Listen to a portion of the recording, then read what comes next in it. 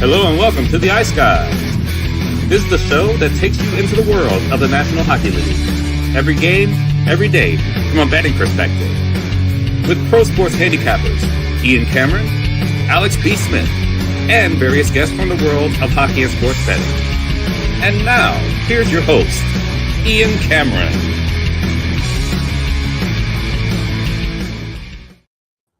Welcome to the Ice Guys, Saturday, January the 18th. Ian Cameron, no Alex B. Smith. We wish him well. He is tending to some medical issues, nothing serious, but he is getting those tended to, and we wish him all the best. He's watching right now from where he is. Terry Edelman filling in for Alex B. Smith today and making his Ice Guys show debut. Recently retired former pro hockey player, 13 seasons is what we'll call it. Professionally in hockey, mostly American Hockey League, Central Hockey League, East Coast Hockey League for many of those years. And now here he is on the Ice Guys show. Likes to throw down a few wagers as well. That's why he's here with us here. Sean Sidlowski, good to have you making your Ice Guys debut. Good to have you with us. Well, thanks, Ian. I definitely appreciate it. It's fun to be on here, always chatting hockey, especially with some guys that are pretty knowledgeable and hopefully win me some money too. So it'll be fun to be a part of and take part in. No doubt. We will do a full interview in the future with Sean regarding his career, a Player Suite interview show. So stay tuned for that. So we'll get more in depth on his hockey background, his hockey journey, of course, many years playing professionally. But just one thing that I want to ask about that before we get into the NHL stuff for today. And it is a huge card, so we're going to get right into it. But again, I kind of asked you before the show about this, but you can tell our audience what's it kind of like here, just adjusting to retirement from hockey. Yeah, it's an adjustment, exactly like you said. I mean, I think everyone gives you some advice leading into retirement of how it might be, and you hear the words, but sometimes you're just naive to it, right? You think you've got everything figured out at some point in your 20s, and it takes you a while to realize you're constantly learning in your life. And this is learning experience for me as much as. There are good things. Obviously, you miss a lot of the hockey. It's a total change of lifestyle, a lot more responsibilities, a lot more to take care of, and a lot less free time. And, I'm still single with no kids. And, most of my buddies now starting to have kids, if not already. And they don't even know what free time is. So I'm starting to learn that too. And just getting used to it. But it's fun. There's rewarding parts to it. And it's also fun to sit back and enjoy the game of hockey as a fan again and not feel like you're competing with everyone all the time. And it's starting to be a little more enjoyable again. Well, you're a big sports fan like me, like probably all of us, like most of our audience too. So that's a great thing. And I know it's a huge NFL divisional playoff weekend. Of course, you're from Michigan, big Detroit Lions fan. That's why you're rocking the Lions gear, the Lions swag, the Lions hat today for this game. I know you're excited about that Detroit Lions game. How pumped are you for that tonight? We're very much looking forward to it. Honestly, it's fun to be a part of this city right now with this much energy. The only thing I can compare it to in my lifetime is like the Red Wings runs the first 25 years of my life. First 25 years of my life, I was blessed they didn't miss the playoffs one time. There's 4 Stanley Cups. They were the talk of the town. It was hockey town. It was red and white everywhere. A lot of pride in the Red Wings, and now it's definitely switched over to the Lions a bit more now, which understandably the team's just struggled for a long time. A lot of people have been waiting for a home NFC championship game. It's the first in history. And I think everyone's ready to get over that feeling of the Lions of old, where you're just waiting for it to kind of fall apart. And I think we're finally same old Lions was the saying for the longest time. Yeah, exactly. And no longer that way. So we got the right man leading the charge, and Mr. Campbell, that I think everyone's kind of fell in love with, rightfully so. So it's been fun to watch. And it'll be an incredible environment there at Ford Field tonight when they take on the Washington Commanders, for sure. Can only imagine the noise level that we're going to hear at Ford Field tonight for that Lions. Like I said, their biggest home game. And, boy, it's got to be decade. Wayne Fontes, when he was the coach in the 90s and Barry played for the Lions, that's probably the last time they had a home playoff game of this caliber. That's how long ago it was. I was like 9 years old. Yeah, 2000 was the year. So it's it's fun.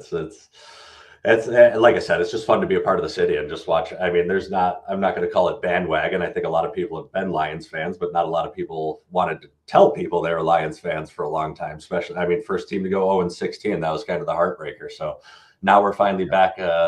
We're back with our pride in hand, and we're ready to tell people again. No doubt. And there's Alex. Alex, we wish you well. Watching from the waiting room in ER. Best of luck to you too. In terms of get better, get well soon. And I know you'll be back. I know you're trying to be back for Monday. So hopefully we're able to see you back here on Monday for sure. All right, it's time to talk some NHL. I'm just going to talk briefly about the two games last night. It was a very light night on the NHL board, but Carolina gets a nice 3-2 win against Vegas last night. Again, they continue to play well at home. Vegas is another of these teams. This time of year, January, 82-game NHL season, there's so many teams that we think of as really good hockey teams that are really grinding right now. Not playing great hockey, kind of win one, lose one, win one, lose one. Florida's an example of that. Vegas, has had a little bit of a blip now all of a sudden. Toronto just went through a bit of a losing streak. That's going to happen in the course of these are the dog days of the NHL season because it's after Christmas. We're getting to the Four Nations face-off break. It's not the All-Star break. Here's the Four Nations face-off break. Trade deadline after that. This is when teams drag ass sometimes a little bit and just don't have that best A game in them. And we're seeing that across the league. And, Vegas hasn't had a good start to this road trip. They lose to Nashville the other night, and then they lose last night to the Carolina Hurricanes 3-2. But a nice good performance there from Carolina, bouncing back after losing in Buffalo on Wednesday night. They do have to fix that road record, though, Carolina.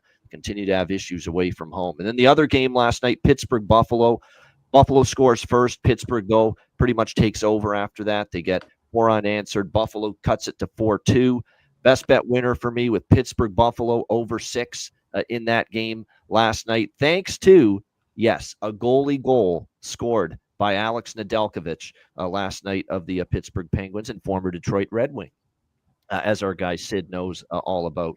But Alex Nedeljkovic into the empty net. Always cool to see a goalie goal. Just as cool to see not only the goal, but the reaction. He jumps into the bench and they're all mobbing him and just patting him on the head after scoring that goal last night. So pretty cool scene. And I was just thinking after that goal went in, only the Buffalo Sabres could have a goalie goal be scored on them on home ice to put the game away. That's where the Buffalo Sabres are at right now as a franchise, and that's where they've been at, still the longest playoff drought currently in the NHL. But that was the highlight there of a 5-2 win for the Penguins last night. Terry, is there anything you wanted to mention about the two games from Friday? No. I just wish the NHL could have put a few more games last night. Maybe not have them both play at the same time. Yeah. That's just my thoughts. Is maybe Simple you could have done a little bit. That we know and we think they should do, but they never think of it. And I don't have any faith they will think of it. It's just like, come on, like have at least one game at 7, one game at 9, 2 games on the slate. They're at the same time. Doesn't make much sense, but that's my thoughts of yesterday. Yeah, no doubt. Look, what do you think of that, Sean? We're talking about this league that has 13 games on Tuesday, 2 on Wednesday, 13 or 14 on Thursday, 2 last night, and now you got 15 tonight. Now, I love the big slates. Tuesdays, Thursdays, and Saturdays are always the big hot NHL schedules with lots of games. But you could do a little better job, can't you, of just putting at least a couple more games on the Mondays and the Wednesdays and the Fridays than they do? That pisses me off. What do you think of that? Yeah, no, I mean, you just said those numbers right there. And when you go 14-2, 14-2, it's kind of, you're like, all right, well, why are we doing this every day kind of jam-packed schedule, which, it's not universal that, hockey fans are available on those days. So it doesn't really make much sense to me. But that's where, that's in higher hands than mine because the scheduling, there's so many things that go into it. Obviously, whether, from I've learned through my career is obviously if you own the arena, does the city own the arena, the county own the arena? That puts scheduling in, one of 3 parties' hands. And then from there, it's what other events go on there. Are there other sports teams at the same arena? And what leagues are you competing with on other nights? And so I get it. And it's pretty tough to obviously compete with the NFL in the US at least. So I assume a lot of the scheduling goes around that. So it's tough for them. But yeah, I'm not a fan of, they can do a better job of spreading those out. Yeah, I agree with that, no doubt. But hey, it is what it is.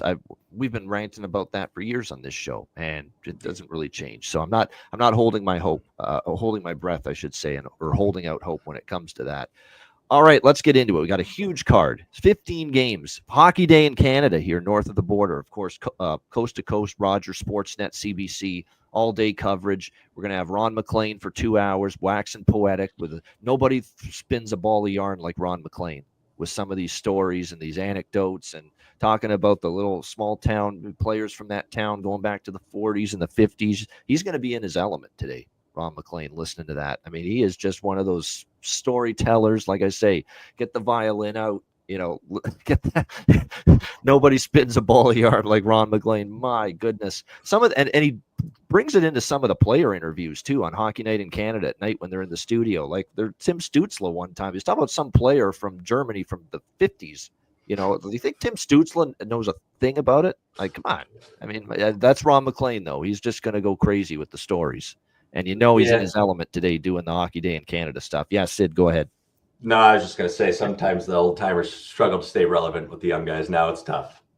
Yeah, I know. It's just a little bit of separation there. Yeah, exactly. I mean, you do have to realize now we're 2-3 generations now separated from Ron's. So yes. Not everyone's knowing of the small town player that played in the Bantam Hockey League in Canmore, Alberta back in 1952 that started a little shop there. And yeah, that's the kind of stuff he talks about. Not everyone's Pierre Maguire.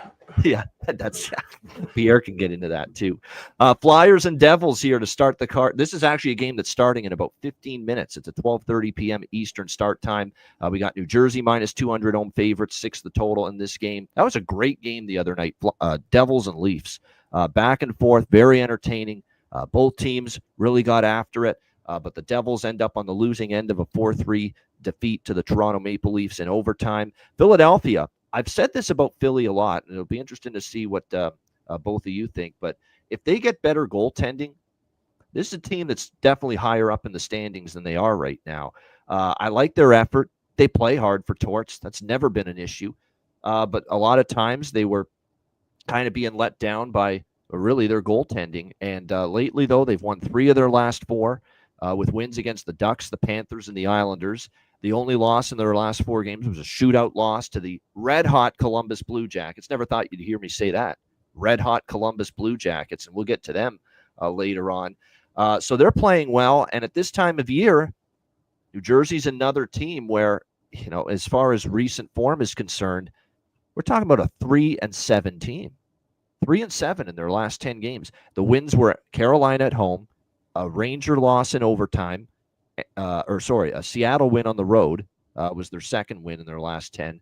And then they beat Tampa in overtime 3-2. So they have not had a real commanding, dominant victory, the New Jersey Devils, in a very long time. For me, at this price point, it's Flyers or pass, just to get the day started. Nothing significant as far as the size of the bet, but I'm going to sprinkle on Philly at the plus 170 price. Ersson is confirmed in net for the Flyers. It should be Markstrom for New Jersey. No, it's Allen. I beg your pardon. Just confirmed Jake Allen is going to be in net here for the New Jersey Devils. So they're giving Markstrom a rest here today. Yeah, I think at the plus 170, I'm interested in Philly a little bit. And what I absolutely have to take, because this is a team now that's gone past regulation in 4 straight games, New Jersey with 4 straight overtime or shootout games, give me the draw. Plus 346 for this. I think it's worth a shot. The draw here, 4 straight times New Jersey now has gone beyond regulation in their games. I think there's a chance we see maybe a little overtime or a shootout here as well. Terry, anything you like here for this first game on the board, Flyers, Devils? Yeah, I completely agree with you with the goaltending. I've been kind of saying it throughout the year as well. This Flyers team, if they had that goalie, if they had that number 1 goalie, this team would be far, far better in the standings.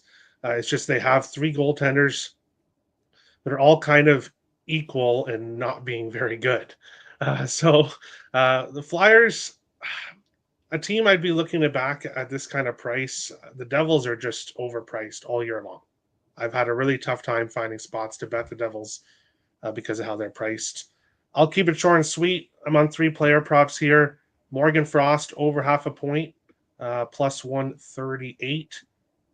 6 consecutive games with a point. He scored a goal in 4 or 5. He's playing really well right now. I can't believe I'm going to say this. Garnet Hathaway, anytime goal, small play on that, plus 850. He scored in 3 of his last 4 games. Wow, that's He's true. only getting 1 Yeah. shot, but it's Yeah. going in.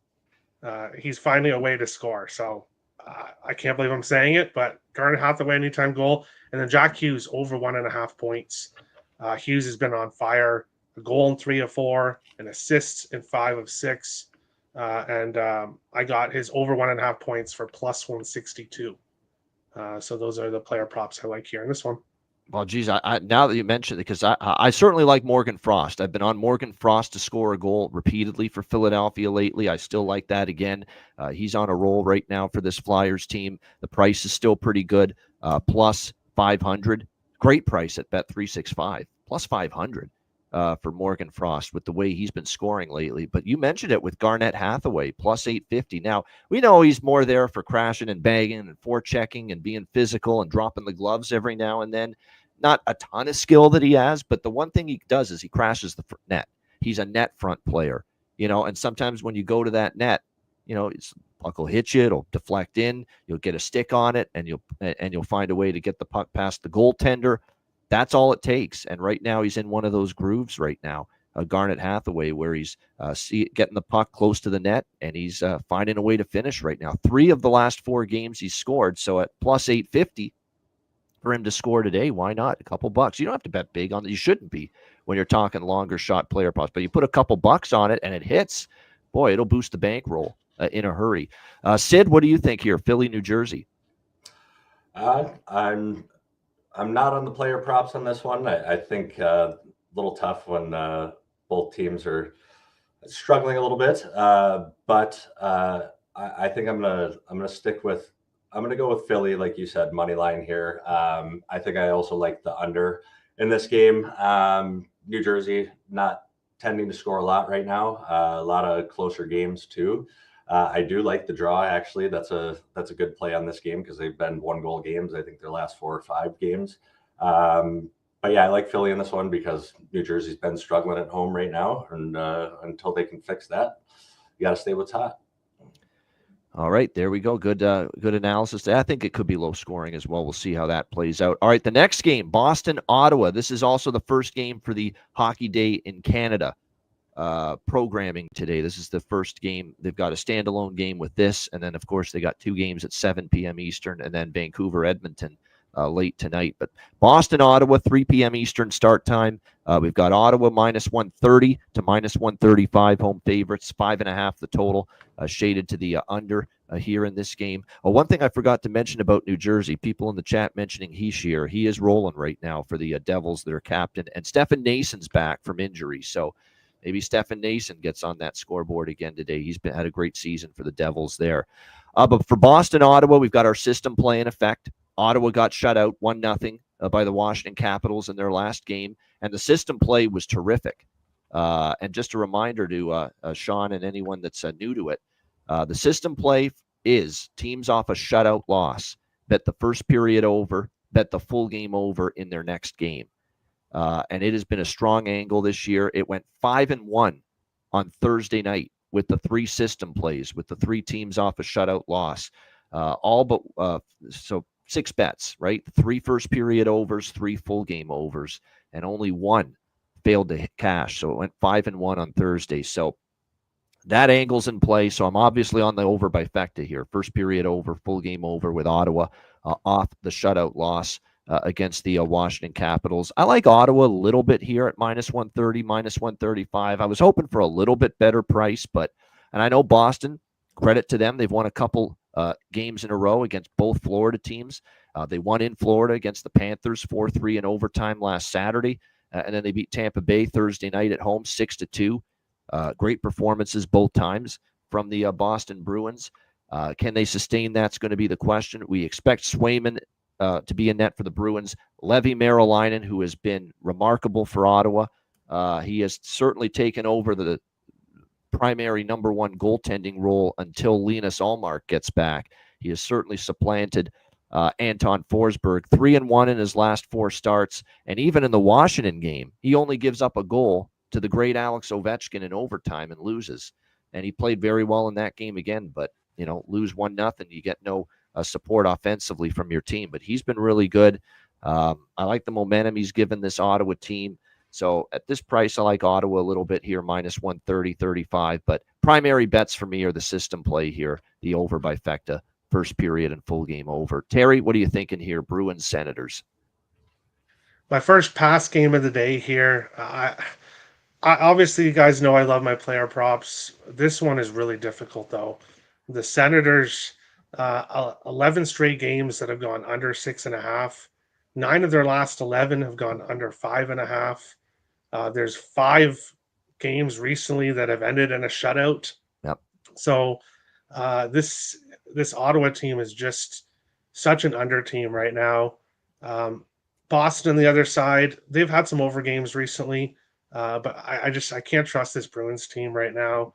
And Ottawa, I'd want to at least get minus 110 to back them here. So I can't get involved with this game. Players that are currently hot right now for Boston, Pastrnak has multiple or 2 straight 3-point games.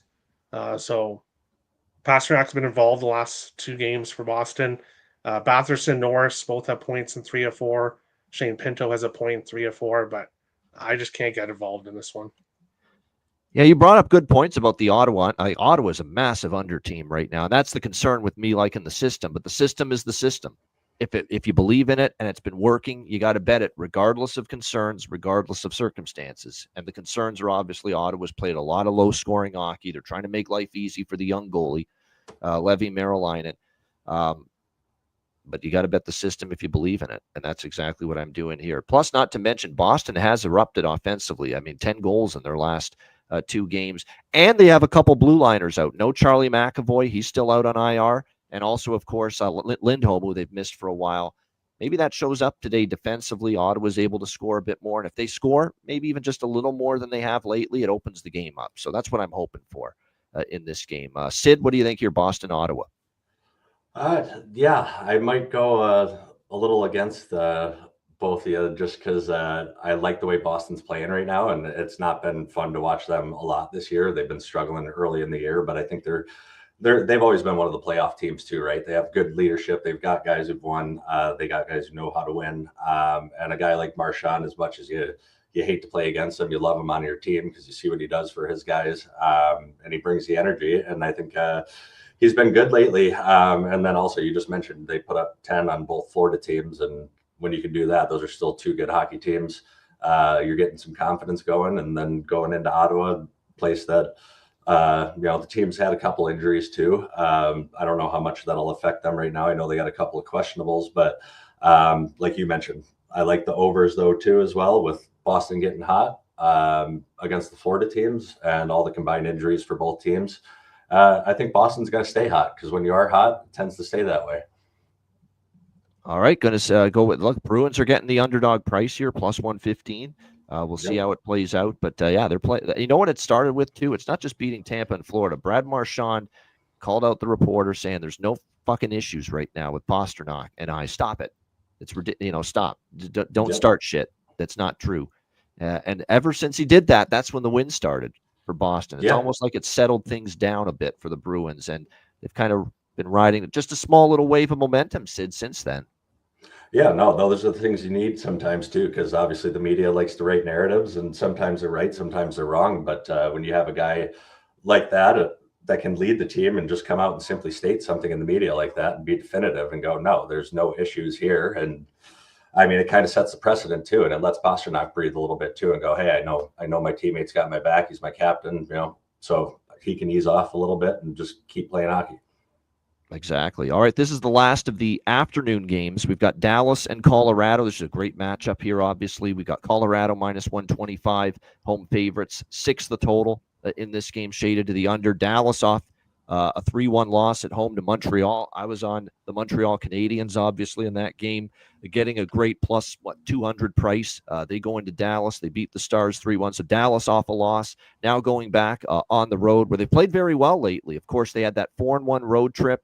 And then before that, they beat Chicago at the end of last year. So they're 5-1 in their last 6 road games. Off a loss, getting a plus price as a dog. Certainly don't want to go against Dallas in this spot. I don't know if I want to go against Colorado. They're off a 4-3 loss. They've been better off a loss lately, too. They've won each of their last 3 games following a defeat. And they've been alternating wins and losses, the Avalanche, in their last 7 games. And if that continues here, then that means they may win this game. And this is also, of course, Colorado facing a Dallas team that did knock them out in the playoffs last year. They already played once earlier this regular season. Dallas won at home 5-3. So you got Colorado losing in the playoffs to this Dallas team and losing previously in the regular season against Dallas. I think Colorado brings it too. Don't really want to fade either team in this spot, so I don't have much. Probably going to lay off this game. So I told you, the passes for me on the card are rare. But this one I do think is a tricky one. Great game to watch, but not one I'm fascinated to bet on or against either team in this spot. Terry, what do you think here? Dallas, Colorado. Heading into 5 minutes ago, I didn't have a play in this game. But I've been looking at this game since I looked over the card yesterday afternoon. And my gut feeling here has been to take the draw. I didn't pull the trigger until just a few minutes ago. How I look at this here, I don't want to go against Colorado. You've got a 3-0 lead at home. You blow that to the Edmonton Oilers. You know Colorado is going to be pissed. Dallas on the other side, they've had success against Colorado recently, especially in Colorado. And now they're coming in here off that loss against Montreal. This game just screams draw to me. So I just locked it in plus 300 at FanDuel. Small play here on the draw. And I'll be hoping for overtime here. And still no player props for me in this one. Okay, none on this game for Terry with the player props. Look, there's definitely some injuries on both sides. There's a big Val Nichushkin's the big one for Colorado, but we know Sagan, Marchment, they've been out for a long period of time. Rope Hintz got injured against Toronto, didn't return in that game, missed the Montreal game. It looks like right now, day-to-day, we'll have to see if he's able to return, but no clarity yet as to whether Rope Hintz will be back for Dallas, and obviously he's a very important player. As far as player props, we've talked about Evgeny Dodonov. He's been up on the top line for quite a bit now for the Dallas Stars, so certainly he's definitely had value playing with Johnston and Robertson on that line for them. Stankoven might be worth a look because he's picked up his game. We'll see if he can maybe find the back of the net here. And then for Colorado, I think there was someone moving up the lineup. Let me just confirm if that was indeed the case. It's Colton. Colton is going to be with McKinnon and Rantanen. That's what I thought. So, you've definitely got some value now. Ross Colton's a good player, hardworking player. It looks like Jared Bednar is going to place him with McKinnon and Rantanen on the top line, which means Ross Colton probably has some value here in this game as far as any props, especially the goal prop with Colton. You can find that here in this game. Let me just see what the best price is. It looks like plus 370. That's a pretty good price for someone playing with McKinnon and Rantanen, if that is indeed where he's going to be in the lineup this afternoon. What do you think here in this one, Sid? Dallas, Colorado. You know what? I might like your last little mention there of Ross Colton when you get to play with those couple players there. And like you already mentioned too, with them getting ousted from the playoffs last year by Dallas, I think they're going to want to have a big showing. That's, it goes without saying. But I'm also with you in the sense that this is one that I'd probably lay off a little bit just because I'm a fan first and foremost. And I think this is one where I'd just like to sit back and watch because I think there's a variety of things that could happen. But you got 2 powerhouse teams with a lot of goal scoring, 2 obviously contenders for the cup. Probably going to be a very playoff style game. So I don't see it being too high scoring. I think it's going to be pretty close. But again, I'm not so confident on this one. I think I'm going to sit back and watch, but it's going to be a fun one to watch. That's for sure. They always are. All right. This is next game's very, by the way, Kiviranta, I think, is actually worth a look. Former Dallas Star. And I like the former player angle. Of course, he's now with Colorado. I don't mind maybe taking a shot with Yoel Kiviranta there for Colorado to score in that game. All right, Anaheim, Florida. Panthers minus 420 home favorites, 6 the total in this game. We're at that point now where at this time of year, and especially when you see a team like Florida kind of going through the motions, not playing their best hockey, and that's been the case. This team is just 4-6 in their last 10 games. They're coming off a 5-2 loss to the Detroit Red Wings the other night. A Florida team that, look, they've gone to the Stanley Cup final 2 years in a row. They won it last year. They finally hit that, I don't want to say that wall, but they've hit a portion in their schedule where I think they're just grueling. It's grueling for them right now. They're grinding through it. And this is a team that's not in the price point where I'm comfortable with them, minus 420. Can you trust Anaheim now becomes the big question. It's an Anaheim team that's obviously 1-5 their last 6 games. They're clearly the inferior team here, but they have risen up on occasion during this current road trip. They beat Carolina in overtime last Sunday. They did get shut out after that by Washington, but they gave Tampa Bay a very tough game, 4-3 loss in a shootout in the last game against the Tampa Bay Lightning for this Anaheim team. Comes down to, are we going to see Gibson or are we going to see Dostal in net? Because if it's Dostal, I'm more interested in backing this Anaheim team at this price. But I am leaning that way. Anaheim actually went to Florida, beat the Panthers last year by a score of 5-4 in overtime. So they were able to win last year. Last year in Anaheim, Florida only beat them 2-1. The last 3 meetings have been decided by 1 goal. 4 of the last 5 have been decided by 1 goal. This is just one of those, when you're talking a minus 400 or greater favorite, I could only look at the underdog in these kind of situations. And I'm going to sprinkle a bit on Anaheim here, plus 320. But you know what I like just as much, if not more? The draw in this game. Go and look at Anaheim at Florida 4 straight times here at Amarant Bank Arena in Florida. 4 straight times the game has gone to overtime with the Ducks and the Panthers. And with how big a favorite Florida is, you're going to get a monster price with the draw at plus 436 is what I'm seeing at Pinnacle. So I'm going to dabble in that draw. 4 straight times it's gone to overtime in Florida with the Ducks and the Panthers. So plus 436, we'll dabble with that. Jonathan's mentioning how every game in Florida has gone over the total as well. I'm only waiting for Gibson being in net. That's the only thing I'm waiting on. If it is Gibson in net, I will be adding the over 6 in this game as well. So that's where I'm at with this one. Terry, what do you think? Ducks, Panthers? Yeah, this is definitely not one of my favorite games on the slate here. I just can't get involved with anything here. This Florida Panthers offense, it can just disappear from a night-to-night basis. Some nights, obviously, they have great games, but too many times this year we've just seen no-shows from their top players. So I can't possibly look at any way to back Florida in this game. The Ducks, Anaheim, plus 1.5 is around plus 120 to plus 130. So if you're not quite sure about the draw, but you do think it's going to be a close game, you can take the Ducks plus 1.5 at plus money. But for me here, this is a pass game. Nothing wrong with that. How about you, Sean? Anaheim, Florida. Yeah, I think obviously Anaheim right now is struggling. They're going to be struggling. But playing a Florida team is also struggling. But saying that, though, you realize obviously defending Cup champs, there's something there. And you already mentioned how it's kind of getting that time of year where it's January, February. It doesn't matter what league you're playing in. There's a lull that starts to happen where no one's feeling 100% anymore.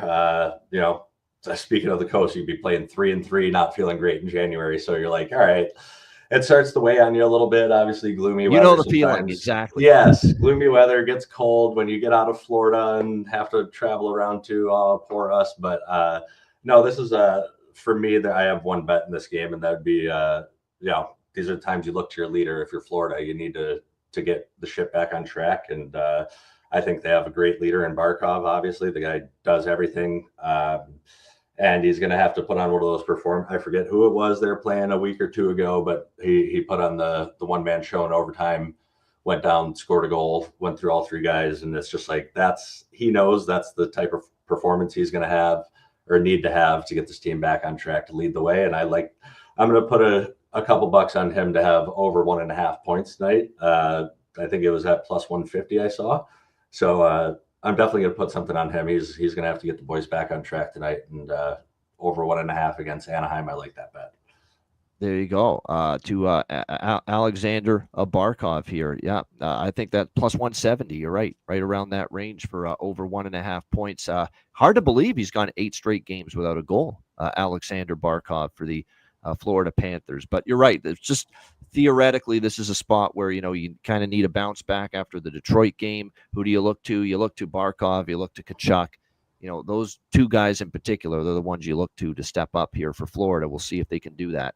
All right, Toronto and Montreal. And by the way, Spencer Knight in net for Florida, who's been a lot better lately. We'll see if he can continue that tonight. Toronto and Montreal, never a bad night when it's these two teams going head to head. And how about this? We finally have a Toronto-Montreal game where both teams are playing well. And Montreal, one of the hottest teams in the NHL, and obviously the Leafs have had a great season.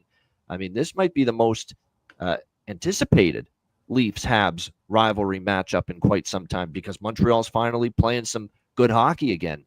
Now, can they continue this momentum through to April and get in the playoffs? That's still a big question mark, but boy, there's so much to like right now with Montreal. Toronto minus 140 road favorites, 6 the total in this game. I've been riding Montreal quite a bit.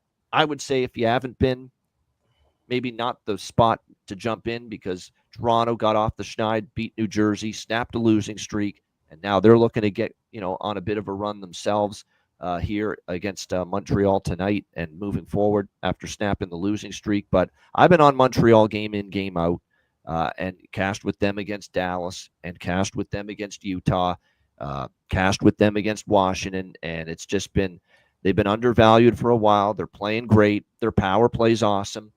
They're getting contributions up and down their lineup. Their goaltending, whether it's been Sam Montembeault or the great youngster Jakub Dobish, who's undefeated still as a starter, has been terrific. I've been on Montreal a bunch. I'll take him one more time tonight, plus 120. I think the draw could be in play here as well. This wouldn't shock me to see maybe some overtime in this game. We've seen some close games, Leafs versus Habs. Montreal's been a bit of a draw team. 4 of their last 6 games, the Montreal Canadiens, has gone past regulation, so the draw, I think, is worth a small shot as well. DraftKings has a 5.5 with the total here, and I like the over a little bit at 5.5 here, especially if you can get that number. You look at the Leafs, they've got Austin Matthews feeling good again after the 2 goals. Nylander got 2 goals. They got 4 goals. They broke out of their little offensive funk in that game. We've talked about how the Leafs games on the road, still for the majority, have gotten to 6 goals this year, more often than not. So the ability to get a 5.5 at DraftKings with the total has me looking over in this game. Terry, what do you think here? Leafs Habs. I love this game. I've been right there with you, Ian, cashing tickets on Montreal as an underdog. And really looking at what Montreal's done, 11-2-1 over their last 14 games, with wins against Florida, Tampa Bay, Vegas, Colorado, Washington, Dallas. Those are some tough opponents. And then obviously other wins against other teams, but they're beating good teams. They're cashing tickets as a dog. I'm going to stick with the Habs here. Also, Toronto has won most recent meetings, but if you look at it deeper, Montreal's won 6 of the last 8 in Montreal. So when they play in Montreal, Montreal's obviously had the advantage here. So I'm taking Habs money line. Lane Hudson assist. I've just been riding plus 110 for him to get an assist. He's done that in 6 consecutive games. And then usually I've been taking Cole Caulfield anytime goal.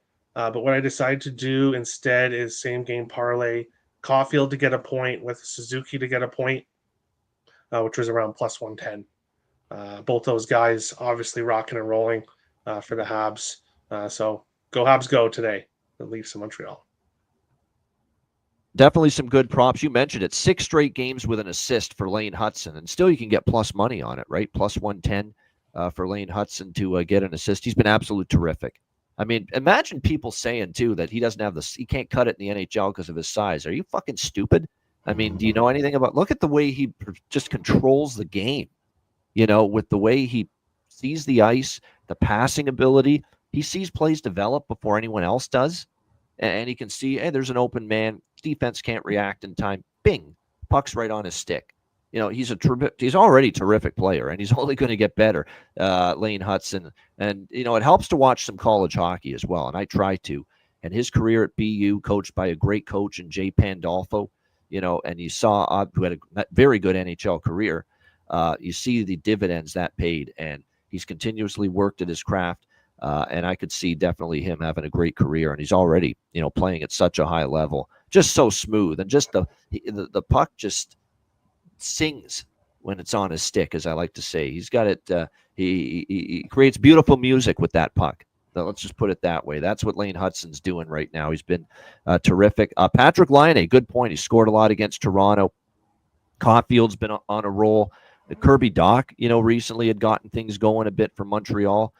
Maybe some props I'm interested in there now. For the Toronto Maple Leafs, we're going back to the well. He's on the top line. If only he shot the puck a few more times the other night against New Jersey, he probably would have scored playing with Matthews and Marner, because he had some great looks. But we're going to go back to the well with Matthew Nyes. Hungry Nyes. Matthew Nyes for the Toronto Maple Leafs to find the back of the net. And why not a couple of bucks, too, on Max Pacioretty, going back to Montreal, where he started his career with the Montreal Canadiens. So maybe that coaxes a goal out of Max Pacioretty here tonight in this game.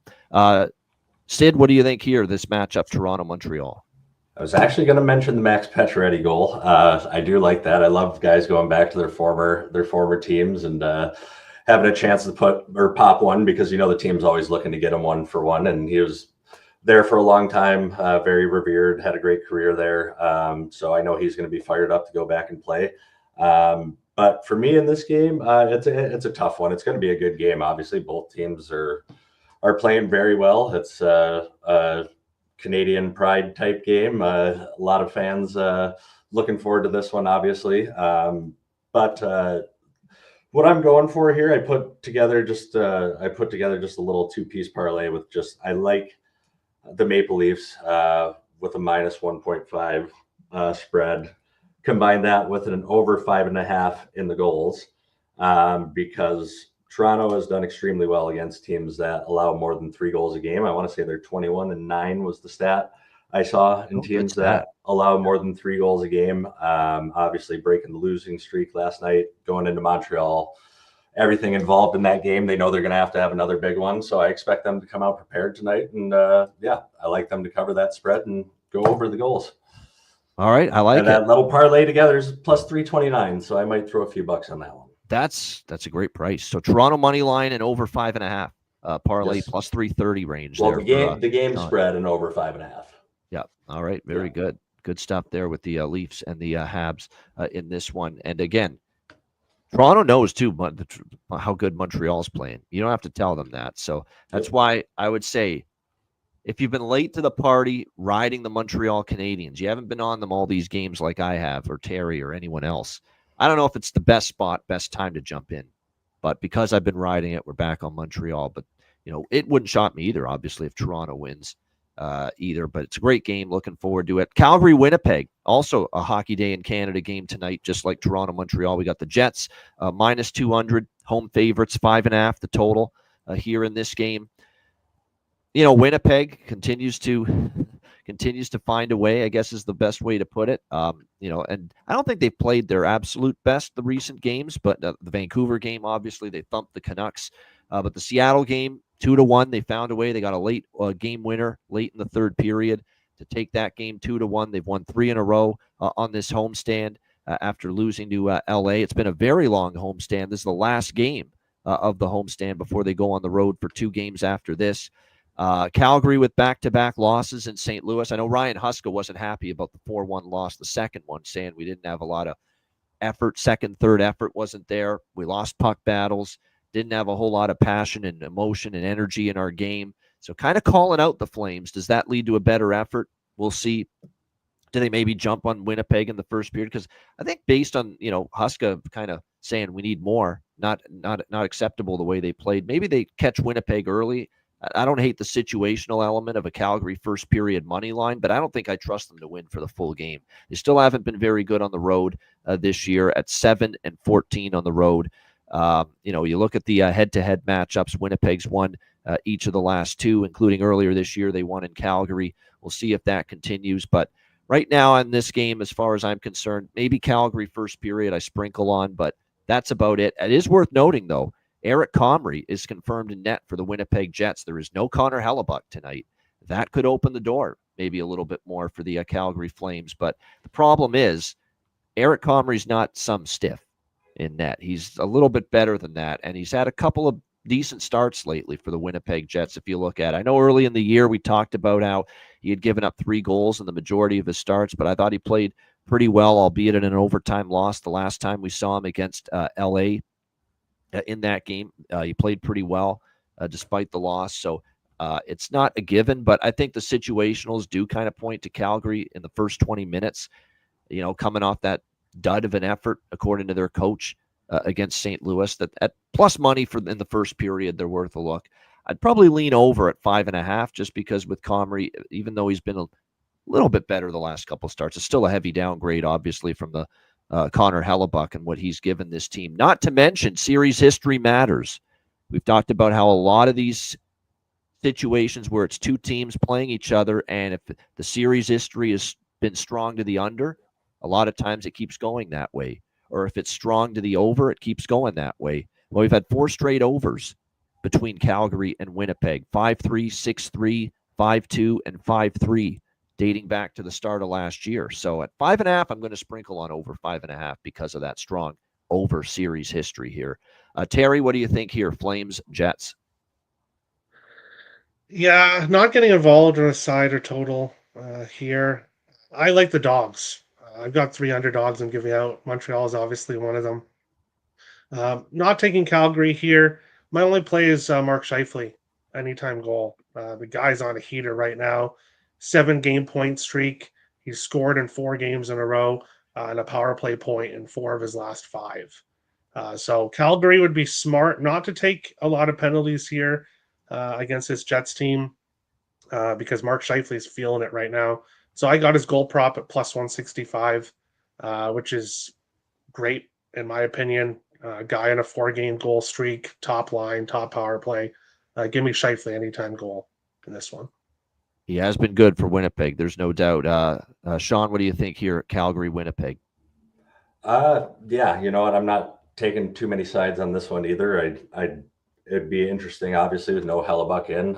And it's actually an interesting stat to me that Calgary and Winnipeg have been over their last 4 games, you said, which, I just associate Winnipeg with low scoring games. That's just usually the way it goes. And to be honest, I don't really have a great pick on this one between the two teams, just because I'm a Eastern time zone guy. So getting up to, or staying up to watch some of those games, or just the availability sometimes is a little tough. But one guy I do likes game right now is Nikolai Ehlers. I know last game he had, I think he had 6 shots on net. He had a point, a couple block shots himself too. So I like him for an anytime goal tonight. He's been playing well. He's plus 190 anytime goal. So I would sprinkle a couple on that. All right. Good stuff. I like it. All right. This is a great card. Lots of great games, huge slate. And, this is kind of lost in the mix, especially for the people in Canada because of Hockey Day in Canada. But we got another Sid versus Ovi battle. Sidney Crosby, Alex Ovechkin, Pittsburgh and Washington. We got the Capitals minus 190, home favorites, 6 the total in this game. Pittsburgh off the 5-2 win in Buffalo last night, complete with the goalie goal from Alex Nedeljkovic. We'll see how they fare here, back-to-back for them. Washington obviously played Thursday night in Ottawa, getting the 1-0 win in overtime. So certainly a rest advantage for the Washington Capitals. Have to go all the way back to December 17 and 19, the last time Pittsburgh won 2 in a row. That's a long time ago. That's about a full month ago. You've seen them go 0-3, 0-4, actually, in their last 4 games off a win. So not a team I trust to string wins together. The Pittsburgh Penguins. But Washington minus 190, not a lot of value. Totals wise, we've seen Pittsburgh, 5-2, 4-2, 5-2, 5-3, 4-3, 4-3. Only the Ottawa shutout loss, 5-0, stayed below 6 goals. So 5.5 is there at DraftKings. I'll probably take a small over 5.5, but nothing on the side. I think Washington wins, but the value's not great. Terry, what do you think here? Penguins, Capitals. Yeah, for me here, again, not one of the games I'm getting to when it comes to a side. And I hate to take it because it's only plus 120, but I got to take Ovechkin anytime goal. FanDuel plus 120. Right now for the Capitals offensively, it's Ovechkin. He scored in 2 of 3. He was so hot in between before he got injured. When he came back from injury, he just picked up right where he left off. Went on a little bit of a cold streak, but now he's scored in 2 of 3 again. And he's facing his biggest rival here. His biggest rival in the Penguins, who are on the second night of a back-to-back with travel. I think this is a good spot for Ovi. So plus 120, obviously, not bargain bin material at all. But I got to take it with how Ovi obviously trying to get that Gretzky record as well. So I'll take him plus 120 to score here tonight. If you like Washington, you could take the Capitals team total over 3.5, which is even money. Yoel Blomqvist is probably going to be in net because remember, Tristan Jarry's been put on waivers. So it's Alex Nedeljkovic, who played last night, and Yoel Blomqvist, who are the 2 goalies. Blomqvist's numbers not great. 3.61 goals against average, 904 save percentage this year with Pittsburgh, and even down in the American League with Wilkes-Barre Scranton, 2.93 goals against, 912 save percentage. Okay numbers, but not great down there in the American Hockey League. So maybe the Capitals can get 4 tonight. If you like that side, I would probably take the team total over 3.5 here instead. There are some props there for Washington. You mentioned Ovechkin. It's never a bad decision, or rarely a bad decision. But Protas, I think, on the top line has some value. Wilson's been good lately. And I'm going to maybe look toward, once again, Ethan Frank for the Capitals on the third line, someone that scored his first NHL goal a couple of weeks ago. Blomqvist did beat the Caps in the lone meeting this season, Jonathan says, so keep that in mind. So his numbers weren't good, but one of his good starts was against Washington. We'll see if he can, lightning in a bottle can happen again for him here tonight. Sid, what do you think here, Penguins, Capitals? I'm going to make a little bit of a, I don't know, maybe the fan in me is going to influence this bet a little bit, but I'm going to piggyback off the Ovechkin anytime goal scorer, but I'm going 2 goals tonight at plus 600. 2 goals in the last 3 games, like you mentioned. When he gets hot, he gets hot. You add in the factor, playing against Sid, the rivalry obviously is always there. Both teams want to win that for both their guys. You know, Pittsburgh wants to win that for Sid. Washington wants to win that for Ovi, but Ovi's hot right now. Washington's hot at home. Pittsburgh not hot on the road. I just like the combination of, again, we're chasing Gretzky's record here. Washington's doing everything to get that guy the puck. And I think even more in this game, they always want him to outscore Sid. So at plus 600, give me Ovi at 2 goals.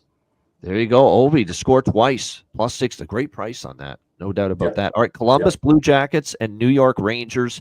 We got the Rangers minus 200 home favorites, 6.5 the total here in this one. The Rangers finally starting to come to life, play some better hockey. There's no doubt after, just a horrific start. There's just all kinds of bad vibes that, were swirling around the New York Rangers during their struggles. The team not happy with management.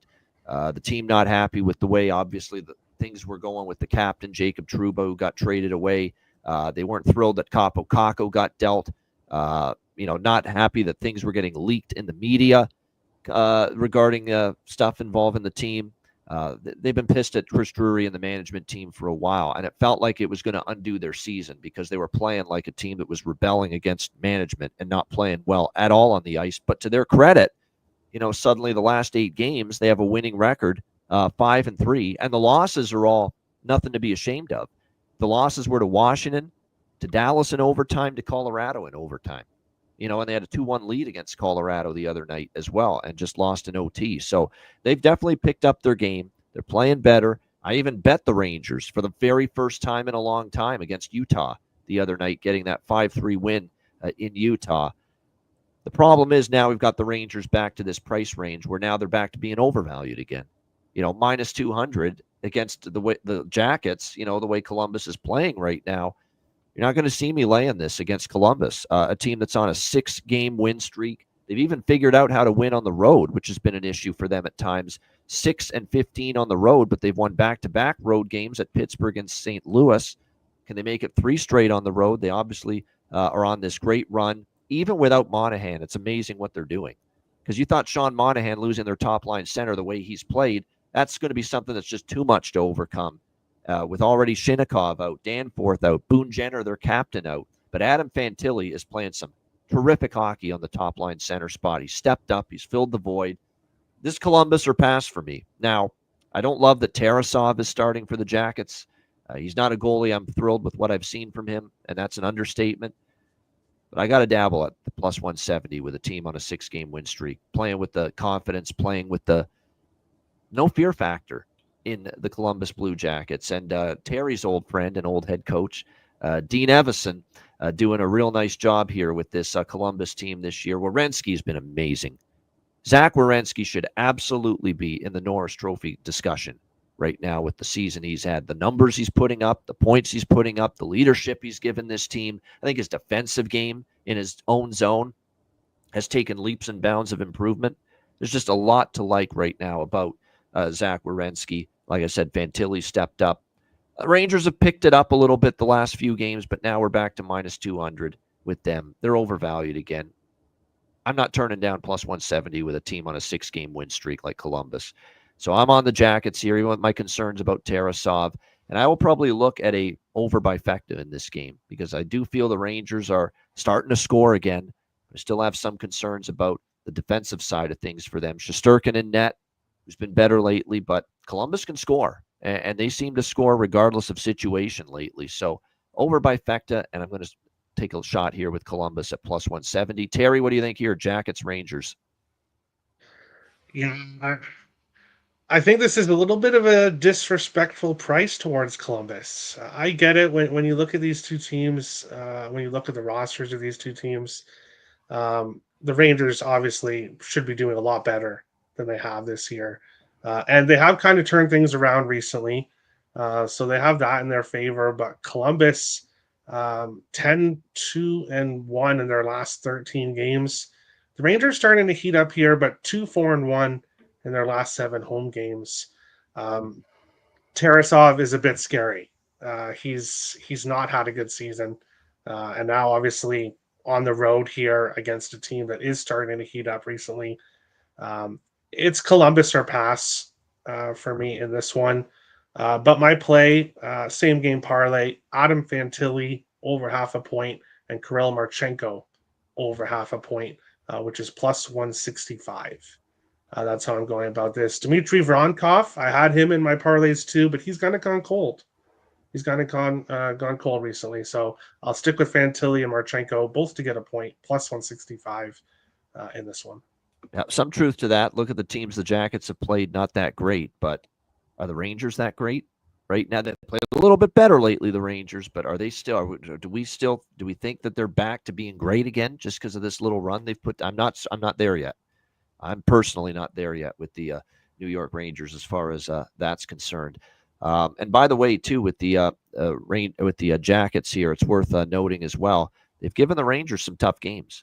Recent head-to-heads. We'll see if that continues here. And I took them to a shootout last year here at Madison Square Garden. And by the way, I forgot to mention, it's not all going to be the Columbus money line for me, not the entire stake of the bet. It's going to be a little bit on the money line, a little bit on the team total, over 2.5 with Columbus, just in case Tarasov blows up in net, which is always the fear because you're right, his numbers aren't great, and that's putting it mildly. What do you think here in this one, Sid, with Jackets, Rangers? Yeah, I don't have much for you on this one. I think you guys just did a good job at hitting on a lot of points and mentioning basically everything I would have said. But yeah, I don't know how you go against a team that's as hot as the Columbus Blue Jackets right now. And obviously the Rangers got a lot of turmoil swirling around there. They've got some things to figure out within the locker room, it sounds like. And yeah, I'm not convinced 2 wins is turning that around. It usually takes a little longer than that. So I like plus 170 for the Jackets to get a win in this game tonight. Other than that, not too many player props for me on this one. The Tarasov is an issue in net that could play a factor here, but the value for the Rangers is just, that's nothing I'm going to waste my time with. Well, what's on the menu in this next game? Oh, yeah, hot wings, hot wings, hot wings, hot, hot. Get them while they're hot.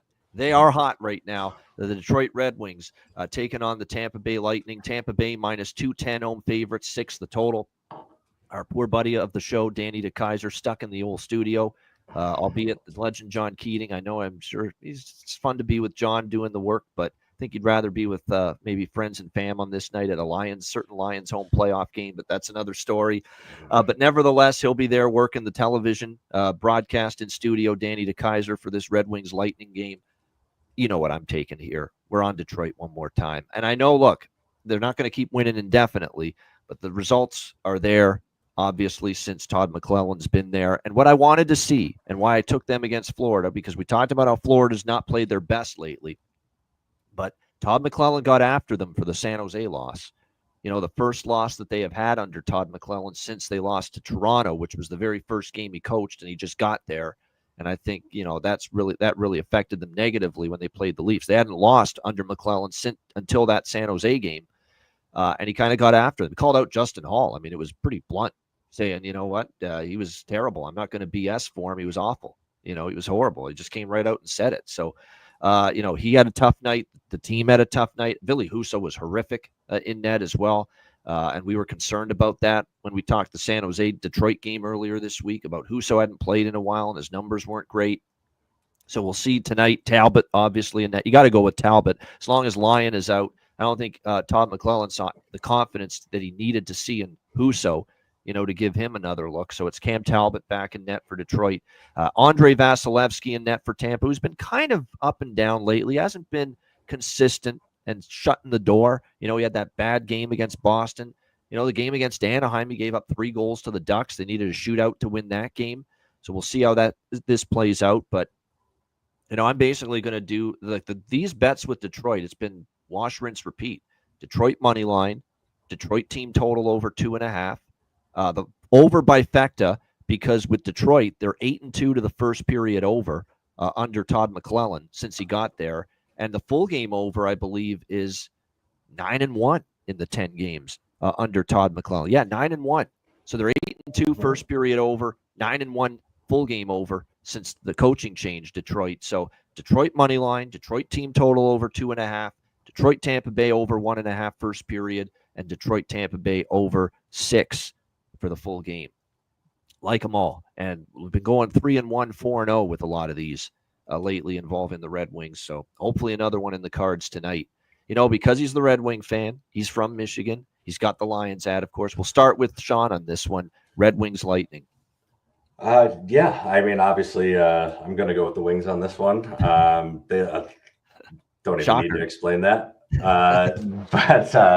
But no, I mean, obviously they've been playing so well and just play fucking hockey ever since that was the statement made by Todd McClellan. You see what the team's done, and I think it's been amazing to watch Patrick Kane's resurgence here lately too during this run. I mean, that guy's looking like old school Patrick Kane in Chicago, doing the heartbreaker, you know, and scoring those OT goals. He's playing very well. He looks like he's got some young legs all of a sudden, but that's what happens, right? I mean, that's kind of the thing with the Lions. It's like the Dan Campbell effect. When you get a new voice in there that resonates with the guys, it shows what it does to the team, because it only brings the team together. And from a guy who's won a championship at, you know, some pro level, it's just, you notice when that happens, the main characteristic of a championship team is the guys in the locker room. Are they close? Are they willing to go out and fight for each other? Or do you have the guys that are worried about who are they competing with for the next contract? Because it's almost, those are the mindsets you have to deal with. And you have to get those guys, you know, the guys who are worried about their next contract, you have to get them to buy in one way. The coach is the main guy who can do that. And I think Todd McClellan's came in, and obviously no games. He was just like, this is a franchise that wins and is accustomed to winning. And there's a standard here. And I think he's came back and put that standard in place and revitalized the guys a little bit. And then, of course, I honestly think it's just the tone of the city. Throw in the Lions, the success they're having, everyone talking about Dan Campbell, the coaching, and how fun that looks. And you can't want to be another sports team in the city and not want to join in on that parade. It's like, you don't want to be almost like the Pistons last year for Detroit, where everyone's talking about the Lions. The Wings went on a run for a little bit, and then the Pistons were just like, no one really wanted to talk about them, but now you see what they're kind of doing this year. It's like, hey, We want to get in on the action. Yep. It's the same thing. So I think that's happening with the Wings right now. It's fun to watch. I'll quit with my fandom there, not bore everyone here who's not fans of the Wings. But so my bet for this one, I got a little bit of an interesting one here. I put together a little parlay for this one. Speaking of Patrick Kane, I like Patrick Kane over 0.5 power play points. I'm going to go anytime goal, Alex DeBrincat, and then I'm going to have the Wings to take the 1.5 or the plus 1.5 spread here, and that parlay comes out to a plus 975 total. And I'm going to throw a few bucks on that one because, I like my guy. I love Cat DeBrincat. Both of those guys, they've been revitalized under Todd McClellan. Look at the way they played lately. Yep. 100%. And I love the energy they're both playing with. And then you just watch the power play right now. The power play is just destroying everyone. I love what they've got going, the motion they have. They have smart players. I mean, they are a team that can kill you on the power play. Do I think they're necessarily built for the playoffs yet? No, I don't. I think they got to add a little bit more grit here and there. As long as Talbot can keep playing, though, he's going to give them a chance every night. But I like this little parlay. I mean, the power play, I'll bet anything on the power play right now. Give me a Patrick Kane power play point any day. I like Cat getting a goal on the power play. It doesn't have to be, but I like him getting the goal and the Wings staying within a goal and a half. Tampa, if not winning that game, plus 975. I'm taking that all day. There we go. That's a very interesting mix of a same game parlay there for Sean with the Red Wings and the Lightning. And I can get wild sometimes. There we go. But it's wild. It's a great price. It's a wild combination, but it's a sensible combination because Kane and DeBrincat are rolling right now. They're two of many that have definitely gotten back to the way they are capable of playing and producing offensively under Todd McClellan. And this will be one of the only times you ever see me put two players in the same prop too. So, but the way the power plays, the way the power play's been clicking though, I mean, the connection Kane and DeBrincat have, the way the power play is going right now, I'd like Kane or finding DeBrincat for a backdoor tap and something of that nature. No doubt. Yeah, there could always be a letdown maybe after the win against Florida for Detroit, but again, I've been riding them. It's one of those deals, again, I'm going to say it like I've said with a bunch of these games where we're taking the big dogs that have been red hot, like a Montreal and now like a Detroit. If you've been riding them, keep riding them. But if you're just looking to jump on the Express for the first time, I don't know if I would do it tonight. But if you've been riding Detroit like I have or Montreal, it's okay to keep doing it, in my opinion, here tonight. Terry, what about you? I know you've been betting a lot of Red Wings props lately. What do you think here, Detroit, Tampa Bay? Yeah, I love this game. Now, I don't want to kind of be that Debbie Downer, but when it comes to the power play, I would be careful. This is one I would be careful. Tampa's got the best penalty kill in the league at 89%. So that's the only thing that would scare me off the power play props.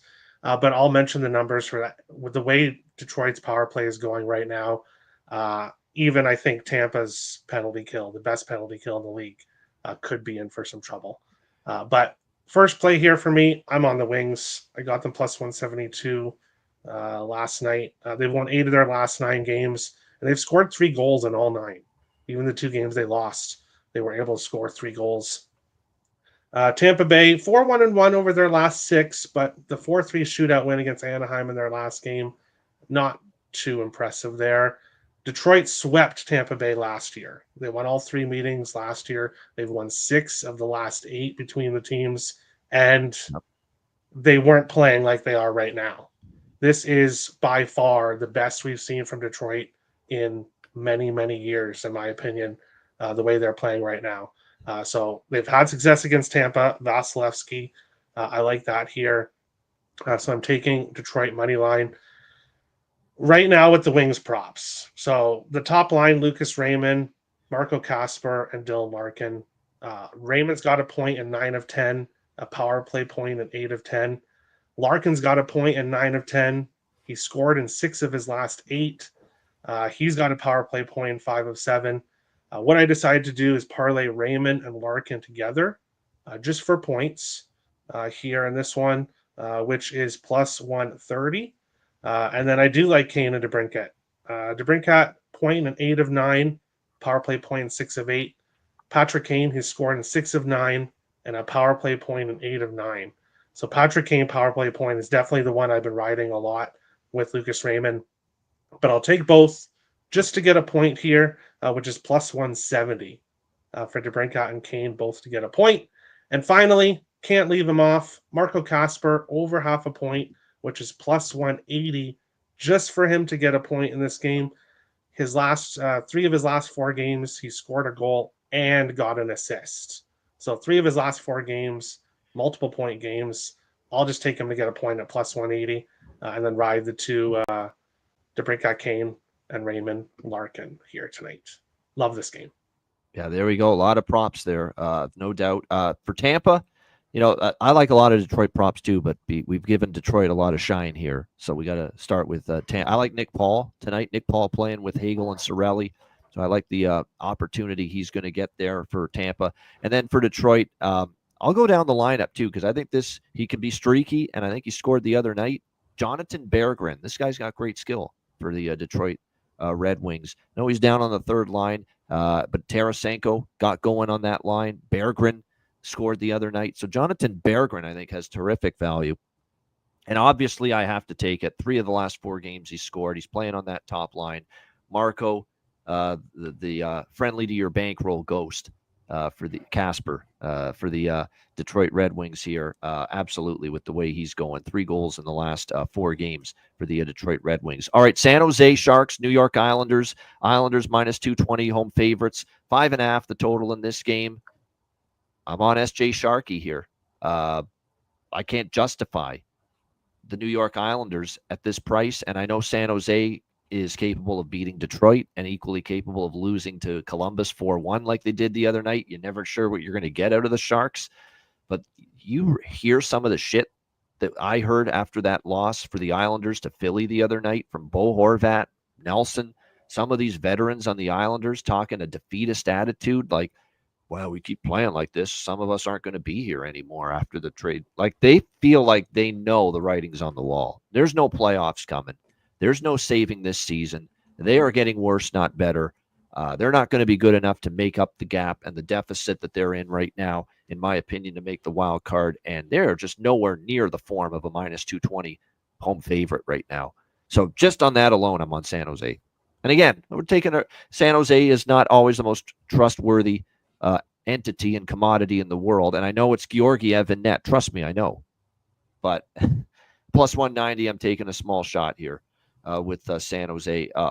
But they're going to go with Marcus Högberg, the New York Islanders. So who the hell knows how that's going to go? I'm obviously going to probably split it up, if not put a little more than the San Jose money line on the team total, over 2.5, because again, with Georgiev. But Georgiev's coming off, a loss. And he has had a couple of good starts lately. And he shut down Detroit when they were red hot, and he shut down Utah. Islanders are a team that even a guy like that can shut down for one night. So I think they're still live, even with a guy that I despise having to bet San Jose with Georgiev and net. But I just have to step in front of the Islanders when they're in this kind of a price range, which is unjustified, in my opinion. Now, what do you think here, Terry? Sharks Islanders? I think Lou Lamoriello needs to be fired. I think that's the number one thing that needs to happen here. Go enjoy retirement, Islanders, man. I agree. Yeah. Yeah. This Islanders team rolling out the same lineup. Okay, yeah, you ought to do Claire. Whoop-de-doo. Rolling out the same lineup year after year after year. The Islanders are old and slow. I've been calling that for years now, and they've not made any changes to really to try to help with that.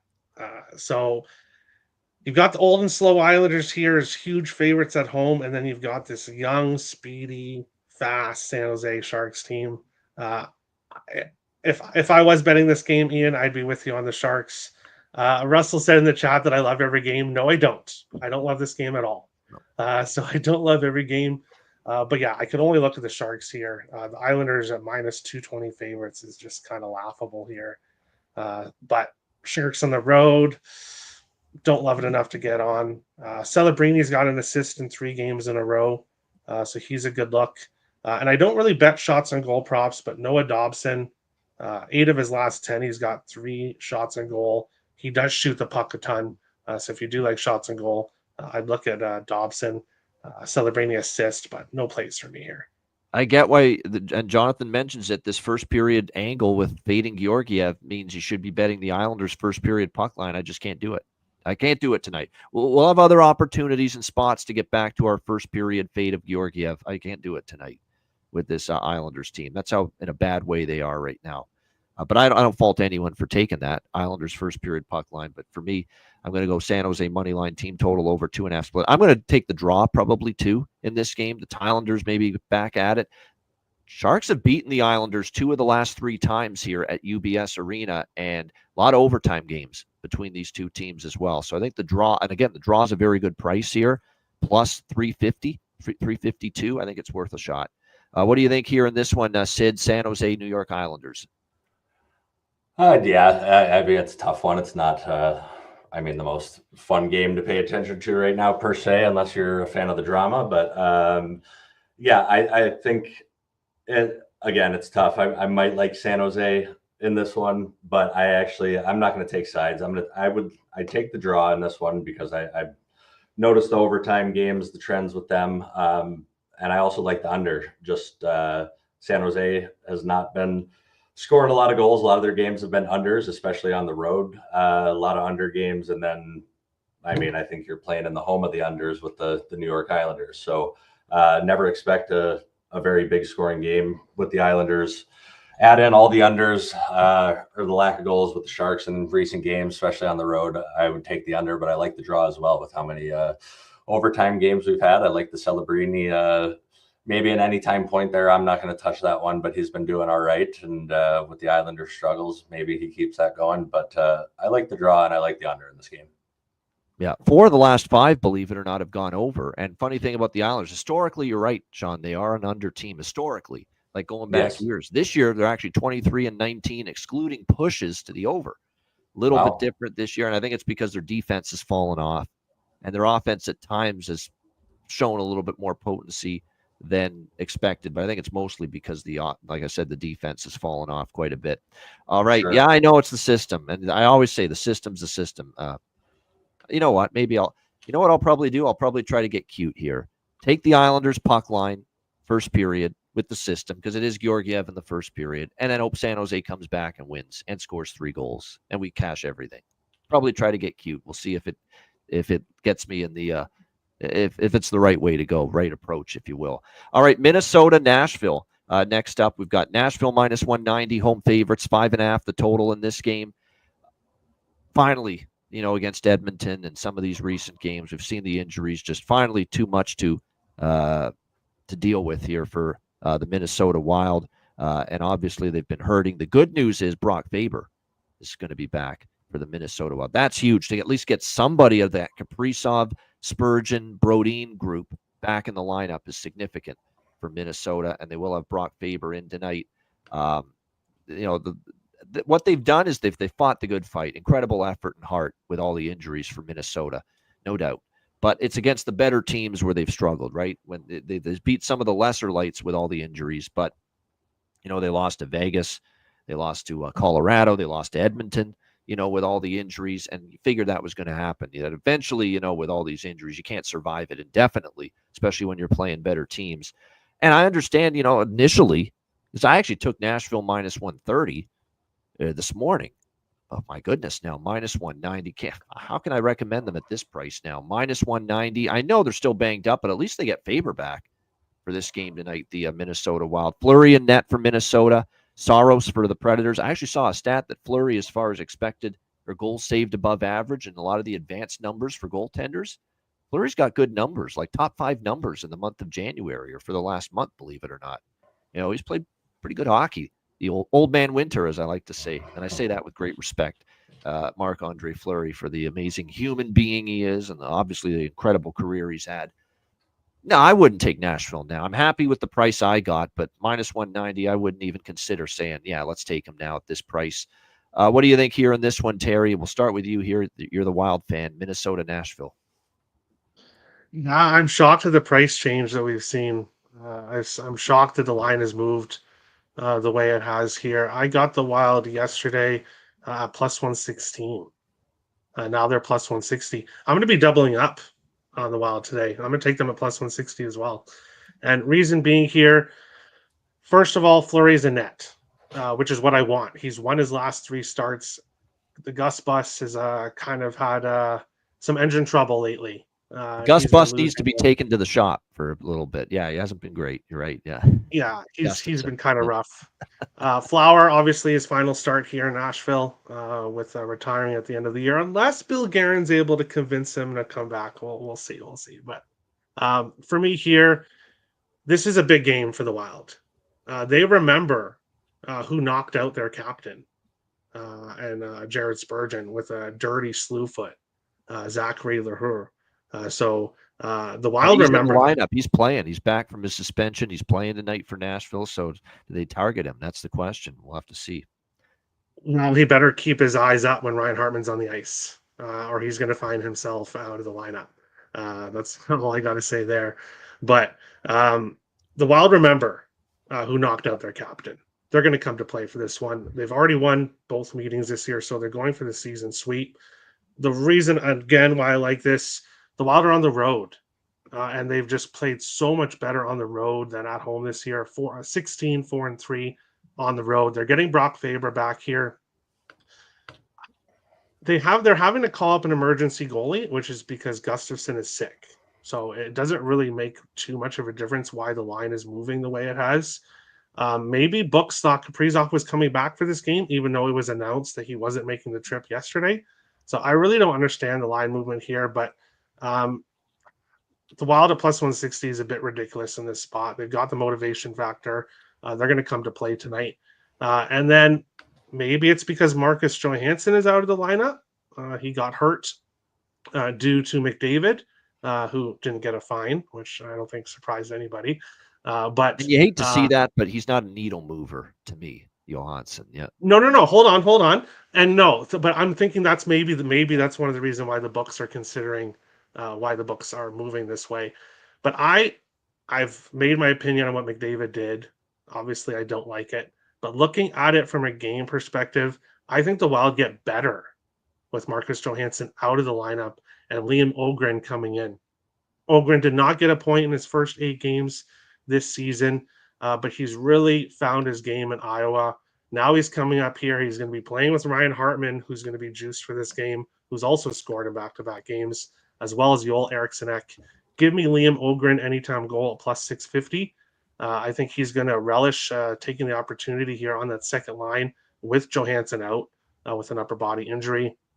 And give me Matt Boldy anytime goal, plus 180 as well. Boldy, goals in 4 of 6. He has at least 4 shots on goal in 8 of his last 9. He's shooting the puck a ton with Kirill Kaprizov out of the lineup.